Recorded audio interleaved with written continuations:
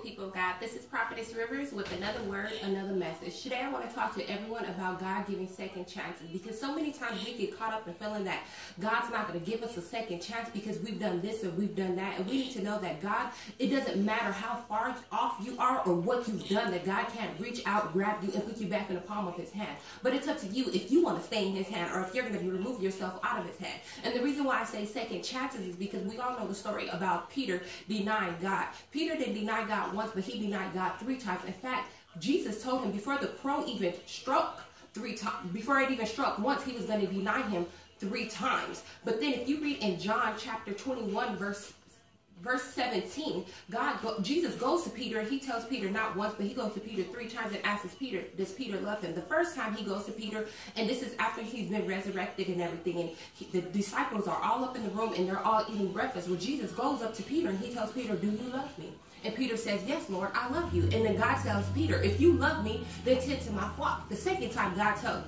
Peter, do you love me? And Peter says, yes, Lord, of course, you know I love you. He said, well, tend to my sheep. The third time, Jesus asks Peter, do you love me? And he gets a little frustrated with it. And Peter's like, well, yes, Lord, you know all things.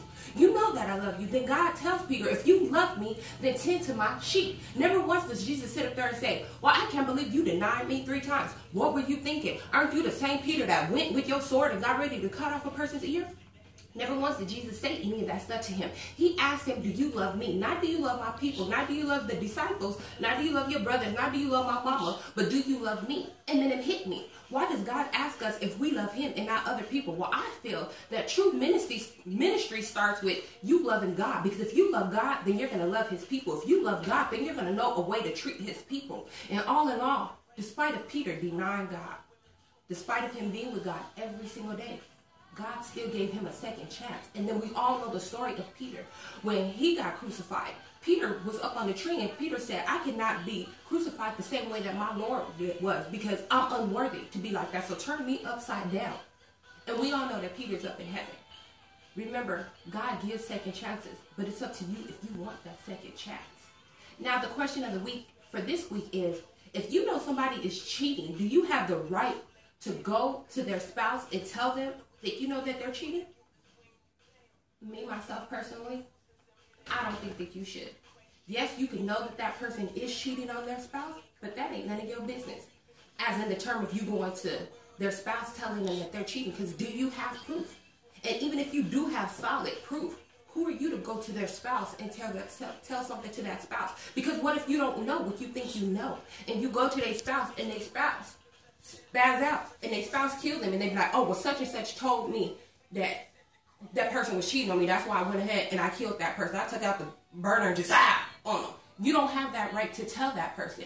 Now, I feel that that also plays with wisdom. I believe in my heart, and this is just me, that if you know somebody is cheating, then and if you are close to that person, not if you don't know that person, but you know this person, but if you know that person, I feel that you should pull the person that is cheating, that is committing adultery or whatever they are doing, and pull them to the side and be like, well, you know what?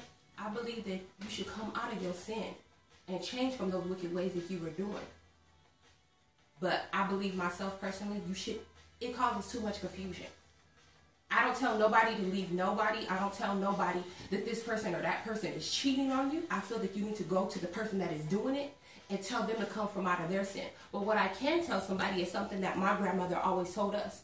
If a bar of soap is giving you a rash at the end of the day, are you going to continue to use that bar of soap? Or what are you going to do? A wise man will get rid of that bar of soap and get a new piece of soap. But it's up to you if you're going to continue to use that soap. Remember, I love you, God loves you, and all that you do, give God the honor, glory, and praise. To God be the glory.